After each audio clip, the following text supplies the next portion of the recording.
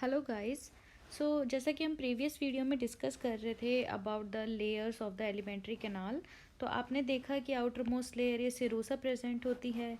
फिर बीच में muscularis layer है जिसमें इनर सर्कुलर है, आउटर लॉन्गिट्यूडनल है। ऑब्लिक मसल लेयर भी प्रेजेंट है जैसे कि स्टमक। फिर यहाँ पर सबम्यूकोसा प्रेजेंट है। सबम्यूकोसा में मैंने आपको ग्लैंड्स बताई थी जिसका नाम क्या था, Brunner's gland, which are present in duodenum. उसके बाद में इनर मोस्ट लेयर जिसका नाम क्या है, म्यूकोसा। म्यूकोसा के हम मॉडिफिकेशन की बात कर रहे थे। तो as you can see that mucosa, this the inner most layer lining the lumen of the alimentary canal is mucosa. अब ये जो लेयर है ये स्टमक में इरेगुलर फोल्ड्स बनाती है जिसको हम क्या बोलते हैं, रग्स। तो स्टमक के अंदर ये जो म्यूकोसा की लेयर होती है ये इरेगुलर फोल्ड्स बनाएगी। ओके और ये जो इरेगुलर फोल्ड्स हैं they are known as the rugs. उसके बाद में ये स्मॉल फिंगर लाइक फोल्डिंग बनाती है जिसको हम क्या बोलते हैं, विलाय। तो जो स्मॉल फिंगर लाइक प्रोजेक्शन है इस टाइप से दे आर नोन एज विलाय। और ये कहाँ प्रेजेंट है, आपके स्मॉल इंटेस्टाइन में। ये फिगर में शो किया हुआ है, चलिए देख लेते हैं हम भी 16.5। चलिए तो 16.5 में आप ये देख रहे हैं ग्रीन कलर की ये सेल्स जा रही हैं इस टाइप से।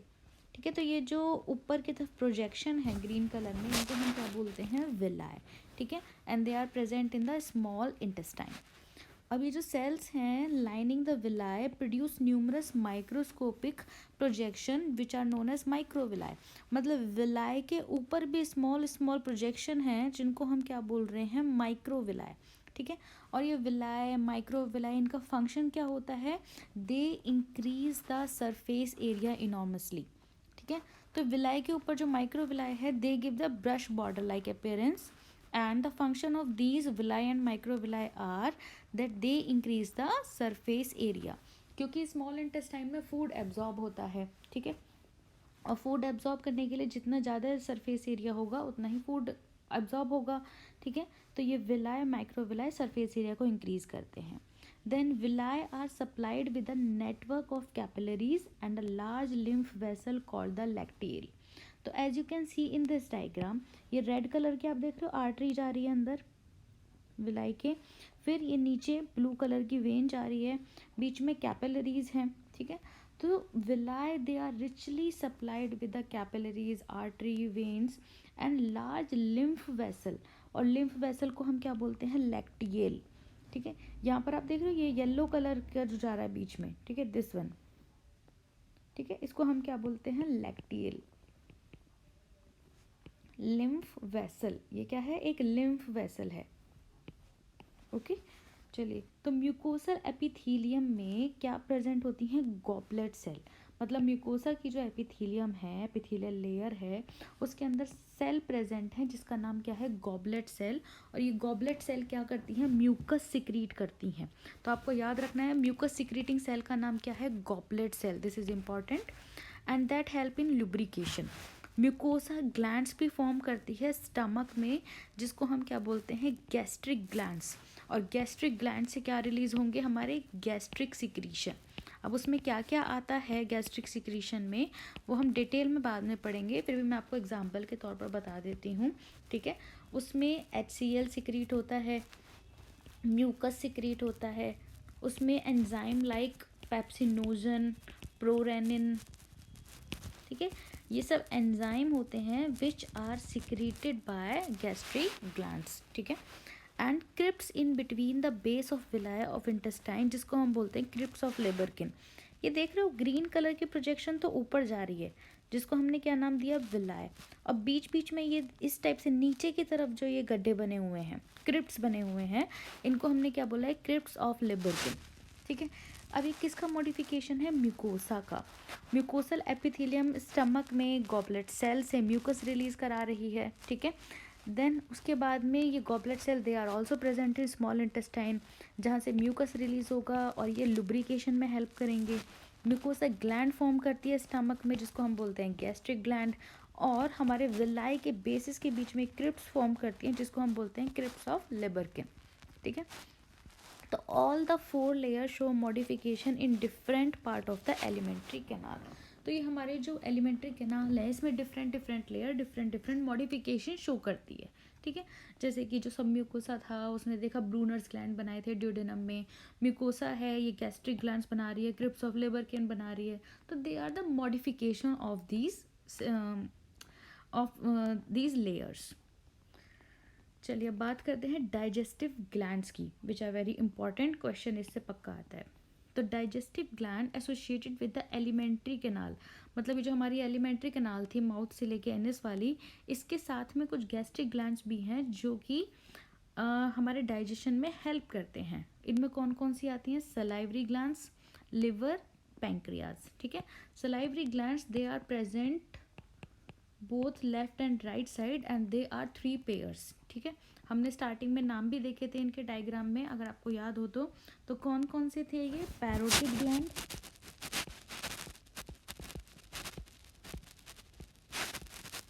ठीक है। दूसरा क्या था? सब मैंडिबुलर, या फिर इसको हम बोलते हैं सब मैक्सिलरी ग्लैंड्स। और तीसरा क्या होता है? Sublingual glands. 2 इन नंबर, 2 इन नंबर, 2 इन नंबर, टोटल हो गए हमारे 6। Liver which is the largest gland and pancreas, तो ये सब डाइजेशन में रोल प्ले करेंगे। ठीक है। तो saliva is mainly produced by 3 pairs of salivary gland. Salivary gland से क्या रिलीज होगा? सलाइवा। कौन कौन सी सलाइवरी ग्लैंड? पैरोटिड जो कि ईयर के पास प्रेजेंट है, मतलब चीक के पास प्रेजेंट है। दूसरा सब मैक्सिलरी और सब मैंडिबुलर लोअर जॉ में प्रेजेंट है, नाम से पता चल रहा है। सब मतलब नीचे, मैक्सिला क्या होता है? हमारी अपर जॉ बोन का नाम है, और मैंडिबल क्या होता है? हमारी लोअर जॉ बोन का नाम है। तो मैक्सिला और मैंडिबल के नीचे लोअर जॉ में प्रेजेंट है ये दूसरी ग्लैंड। और तीसरी सब lingual, lingual word is related with the tongue, तो इस सब मतलब बिलो, तो टंग के नीचे मतलब बिलो द टंग प्रेजेंट है। और ये क्या रिलीज कर रहे हैं? They are releasing saliva. तो these glands situated just outside the buccal cavity, ये बक्कल कैविटी के अंदर नहीं है, बक्कल कैविटी के बाहर प्रेजेंट हैं, बट इनकी जो डक्ट्स हैं, ठीक है, वो सब हमारी बक्कल कैविटी में ओपन हो रही हैं। तो they are secreting the salivary juice into the buccal cavity. ठीक है। सलाइवरी जूस का भी हम कंपोजिशन देखेंगे। सलाइवरी जूस के अंदर लाइसोजाइम प्रेजेंट है, सलाइवा प्रेजेंट है, एंजाइम प्रेजेंट है जिसको हम क्या बोलते हैं? टाइलिन। ठीक है। पी साइलेंट हेयर, या फिर इसका दूसरा नाम क्या होता है? Salivary amylase. इंपॉर्टेंट क्वेश्चन है। ठीक है। दूसरी ग्लैंड है liver. Liver is the largest gland. ठीक है। Liver is the largest gland of the body. इसका वेट कितना है? Around 1.2 to 1.5 kg in adult human. ये हमारी एब्डोमिनल कैविटी में प्रेजेंट है। जब मैंने आपको बताया था डायफ्राम है बीच में, ऊपर की तरफ क्या है? थोरैसिक कैविटी, नीचे की तरफ क्या है? Abdominal cavity. तो लिवर हमारे किस साइड प्रेजेंट है? राइट साइड प्रेजेंट है। ठीक है। ये एब्डोमिनल कैविटी में just below the diaphragm and has 2 lobes. इसमें एक स्मॉल लोब होता है और एक लार्ज लोब होता है। ठीक है। The hepatic lobules are the structural and functional unit of liver. अब ये हिपैटिक लोब्यूल कहाँ से आई बात? Basically structural and functional unit, जैसे कि ह्यूमन बींग है, ह्यूमन बींग हमारी स्ट्रक्चरल एंड फंक्शनल यूनिट क्या है? एक सेल। ठीक है। सिंगल जो बोलते हैं cell, cell is the structural and functional unit. मतलब कोई भी एक बड़ा ऑर्गन है तो उसकी स्ट्रक्चर, उसकी जो सबसे छोटी एक स्ट्रक्चर है और जो कि सबसे फंक्शनल है, ठीक है, मतलब वो फंक्शन नहीं करेगी तो वो ऑर्गन किसी काम का नहीं है। तो बेसिकली जो सबसे छोटी यूनिट होती है जिससे मिलके वो ऑर्गन बना है, वो उसकी स्ट्रक्चरल यूनिट, एंड वो सबसे छोटी जो भी चीज़ है वो अपना रोल प्ले कर रही है, वो अपना फंक्शन कर रही है, उसी की वजह से वो ऑर्गन भी फंक्शन कर पा रहा है। ठीक है। तो the structural and functional unit जो है लिवर का, वो क्या है? Hepatic lobule. जैसे कि हमारे लंग्स की क्या है structural and functional unit? That is alveoli. ठीक है। हमारे जो हमारा नर्वस सिस्टम है उसकी स्ट्रक्चरल फंक्शन यूनिट क्या है? That is neuron. Human being, पूरे ह्यूमन की स्ट्रक्चरल फंक्शन यूनिट क्या है? सेल। ऐसे ही लिवर की स्ट्रक्चरल फंक्शन यूनिट क्या है? Hepatic lobule. ठीक है। हिपैटिक लोब्यूल के अंदर क्या है? हिपैटिक सेल्स, और they are arranged in the form of cords. ठीक है। तो हिपैटिक लोब्यूल है, हिपैटिक लोब्यूल के अंदर हिपैटिक सेल्स है जो कि एक कॉर्ड की फॉर्म में अरेंज्ड हैं। ओके। अब ये जो एक लोब्यूल है, each lobule is covered by a thin connective tissue sheath called the Glisson's capsule. ये इंपॉर्टेंट है, ठीक है। लिवर की स्ट्रक्चर एंड फंक्शन यूनिट क्या है? Hepatic lobule.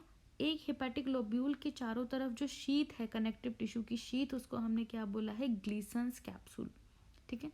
अब हेपेटिक सेल्स क्या सिक्रीट करती हैं? Hepatic sales secrete bile, okay. Bile secreted by the hepatic cells passes through the hepatic duct and it is stored in the concentrated in the thin muscular sac called the gall bladder। मतलब hepatic cell से कुछ juice type secrete हो रहा है जिसको हम क्या बोलते हैं? बाइल या फिर बाइल जूस, और ये हेपेटिक डक्ट के थ्रू होते हुए, ठीक है, स्टोर्ड होता है, कंसंट्रेट होता है कहाँ पर? गॉल ब्लैडर में, ठीक है। अब देखिए एक बार डायग्राम देखते हैं, फिर डायग्राम से समझते हैं, ओके। ये आप देख रहे हो डक्ट्स फ्रॉम द लिवर, ठीक है। ये दो डक्ट आ रही हैं, ये कहाँ से आ रही हैं? लिवर से। इनको हम क्या बोलते हैं? Right hepatic duct and left hepatic duct. दो लोब है ना लिवर के, तो right lobe and left lobe, और वहाँ से उसके अंदर क्या प्रेजेंट है? हेपेटिक सेल्स जो कि बाइल सिक्रीट कर रही हैं, और बाइल जो है वो राइट हेपेटिक और लेफ्ट हेपेटिक डक्ट के थ्रू होते हुए कहाँ आ जाता है? कॉमन हेपेटिक डक्ट में, ठीक है। और उसके बाद में स्टोर कहाँ होता है? इसमें। ये जो स्ट्रक्चर दिख रही है इसको हमने क्या बोला है? Gall bladder. गॉल ब्लैडर के अंदर स्टोर होता है और कॉन्सेंट्रेट होता है, ठीक है। गॉल ब्लैडर से डक्ट आ रही है, duct from the gall bladder, इसका नाम क्या है? Cystic duct. फिर कॉमन हेपेटिक डक्ट और सिस्टिक डक्ट आपस में मिल गई और एक कॉमन डक्ट बन गई जिसको हमने क्या बोला? Common bile duct. और ये कॉमन बाइल डक्ट, फिर ये पैंक्रियाज है, ये पूरी ग्लैंड, पैंक्रियाज से कौन सी डक्ट आ रही है? ये पैंक्रियाटिक डक्ट। तो पैंक्रियाटिक डक्ट और कॉमन बाइल डक्ट, ठीक है। उसके बाद में एक डक्ट बन गई, यहाँ पे इसका नाम क्या है? Hepato pancreatic duct. मतलब लिवर से और पैंक्रियास से जो मिक्स हो गई उसको हमने क्या बोला? Hepato pancreatic duct. और ये कहाँ ओपन हो रही है? ड्यूडेनम में। ड्यूडेनम मतलब जो कि स्मॉल इंटेस्टाइन का फर्स्ट पार्ट है, सी शेप्ड पार्ट, जिसको हमने क्या बोला? ड्यूडेनम। Okay, got it. तो जैसे कि सपोज ये लिवर हो गया, लिवर में हमारा राइट लोब हो गया, लेफ्ट लोब हो गया, ठीक है। अलग अलग बना देती हूँ फिलहाल। राइट लोब से आएगी right hepatic duct, left lobe से आएगी लेफ्ट हिपैटिक डक्ट, क्लियर। फिर यहाँ पे नीचे क्या बन गई हमारी? Common hepatic duct, clear. नीचे क्या है? Gall bladder. गॉल ब्लैडर से जो डक्ट आई उसको हमने क्या बोला? Cystic duct. सिस्टिक डक्ट और कॉमन हिपैटिक डक्ट, ठीक है, ये आगे चल के क्या बनी? कॉमन बाइल डक्ट, ठीक है। उसके बाद में यहाँ से क्या आई? Pancreatic duct. पैंक्रियाटिक डक्ट और कॉमन हिपैटिक डक्ट मिलके क्या बनाई? Hepato pancreatic duct. ये कहाँ ओपन होगी? C shape part of the small intestine which is known as duodenum, clear है। चलिए अब देखते हैं। तो bile secreted by hepatic cells passes through the hepatic duct, stored and concentrated in gallbladder, okay। the duct of gallbladder जिसको हमने क्या बोला है? cystic duct, along with the hepatic duct from the liver forms common bile duct, and bile duct and pancreatic duct कहाँ open हो रही हैं? together into duodenum as the common hepatopancreatic duct, which is guarded by sphincter called the sphincter of Oddi, which is important, ठीक है। अब ये sphincter की बात कहाँ से आ गई? तो ये जो आपकी डक्ट देख रहे हो इस जगह जो ओपन हो रही है, ये हिपैटोपैंक्रियाटिक डक्ट, तो ये ड्यूडेनम में जब ओपन होती है तो यहाँ पर एक स्फिंक्टर प्रेजेंट है। स्फिंक्टर हमने पहले भी पढ़े थे, कार्डियक स्फिंक्टर, पायलोरिक स्फिंक्टर, ठीक है। तो ऐसे ही यहाँ पर भी एक स्फिंक्टर प्रेजेंट है जिसको हमने क्या बोला है? स्फिंक्टर ऑफ ओडा है, ठीक है। नाम याद रखने हैं, बायोलॉजी में ये बहुत इंपॉर्टेंट है, आपको नाम पता होना चाहिए। तो क्या नाम है इसका? स्फिंक्टर ऑफ ओडा है। अब the pancreas is a compound both exocrine and endocrine, okay. Endocrine क्या होती है? डक्टलेस ग्लैंड, ठीक है। और एक्सोक्राइन क्या है? Glands with ducts, okay. अब ये जो हमारी लिवर है, लिवर क्या है? हमारा एक्सोक्राइन ग्लैंड है, क्योंकि इसमें डक्ट प्रेजेंट है, इसकी जो सिक्रीशन है वो डक्ट के थ्रू एक जगह आ रहे हैं, ठीक है। Endocrine gland basically hormone release करती हैं, ठीक है, बिकॉज उसमें कोई डक्ट नहीं होती, they are directly secreted in the blood, okay. But pancreas acts as both exocrine and endocrine, that's why pancreas is also known as heterocrine gland, because it is both exocrine and endocrine, ठीक है। इसमें कुछ secretion है जो कि duct के through आ रहे हैं, पैंक्रियाटिक डक्ट के थ्रू, कुछ सिक्रीशन है जो कि डायरेक्ट ब्लड में सिक्रीट हो रहे हैं, जैसे कि पैंक्रियाज से आपने सुना हो इंसुलिन रिलीज होता है विच इज़ अ हार्मोन, ठीक है। तो अगर पैंक्रियाज के अंदर अल्फा सेल्स होते हैं, बीटा सेल्स होते हैं, अल्फा सेल्स क्या रिलीज करते हैं? ग्लूकागॉन, बीटा सेल्स क्या रिलीज करते हैं? इंसुलिन, ठीक है। तो they are directly secreted in the blood, so that's why pancreas is known as the endocrine gland. And pancreas से जो डाइजेस्टिव सिक्रीशन आ रहे हैं वो पैंक्रियाटिक डक्ट के थ्रू होते हुए आ रहे हैं, तो that's why pancreas is exocrine gland. Elongated organ situated between the limbs of C shaped duodenum, तो ये पैंक्रियाज कहाँ लोकेटेड है? ये जो सी शेप्ड पार्ट है इसके बीच में, ठीक है। The exocrine portion secretes an alkaline pancreatic juice, तो इसका एक्सोक्राइन पोर्शन जो है वो पैंक्रियाटिक जूस सिक्रीट कर रहा है, मतलब जो हमारा डाइजेस्टिव जूस है, जो डाइजेस्टिव सिक्रीशन है, and it is alkaline in nature, alkaline मतलब basic in nature, that means pH is more than 7, ठीक है। pH आपको पता है ना, pH is the scale which measures that the whatever solution or digestive secretion is acidic और alkaline, तो pH जो है हमारा अगर 7 होता है तो हम क्या बोलते हैं? न्यूट्रल, 7 से ज़्यादा होता है तो हम क्या बोलते हैं? बेसिक और एल्कलाइन, और 7 से कम होता है तो हम क्या बोलते हैं? एसिडिक, ठीक है। तो ये जो पैंक्रियाटिक जूस है that is alkaline in nature and it contains enzyme, और जो एंडोक्राइन पोर्शन है it secretes hormone, example for example glucagon, insulin, alpha cell secrete glucagon, beta cell secrete insulin, और भी सेल्स होती हैं delta cell, F cell, but अभी आप इतना ही याद रखिए, एग्जाम्पल इंसुलिन एंड ग्लूकागॉन, ठीक है। चलिए थोड़ा सा स्टार्ट करते हैं डाइजेशन ऑफ फूड। तो digestion of food, the process of digestion is accomplished by mechanical and chemical, both the process are required. Mechanical जो फिजिकल ब्रेक डाउन होता है फूड का, जिसमें हमारे टीथ हेल्प करते हैं, ठीक है, टंग हमारे मिक्सिंग में हेल्प करती है। केमिकल प्रोसेस जो हमारी बॉडी में डाइजेस्टिव एंजाइम सिक्रीट हो रहे हैं और फिर वो फूड पर एक्ट करते हैं और लार्ज मॉलिक्यूल को स्मॉल मॉलिक्यूल में ब्रेक करते हैं।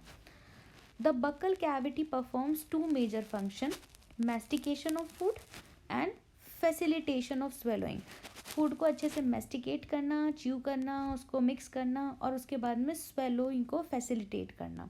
इसमें हमारे टीथ रोल प्ले करते हैं, टंग रोल प्ले करती है, ठीक है।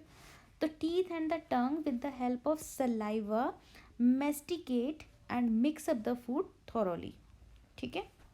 म्यूकस जो होता है किसमें? सलाइवा में, जो हमारे सलाइवरी ग्लैंड सलाइवा रिलीज करते हैं, ठीक है। सलाइवरी ग्लैंड कौन कौन से जो हमने पढ़े? पैरोटिड, सबमैंडिबुलर, सबमैक्सिलरी और सबलिंगुअल, उनसे वो उनके पास डक्ट है, क्योंकि वो तीनों हमारे बकल कैविटी से बाहर प्रेजेंट हैं, बट वो डक्ट के थ्रू हमारे जो सलाइवा है उसको बकल कैविटी में सिक्रीट कर रहे हैं। तो हमारे जो सलाइवरी ग्लैंड्स हैं दे आर एक्सोक्राइन ग्लैंड्स, ठीक है।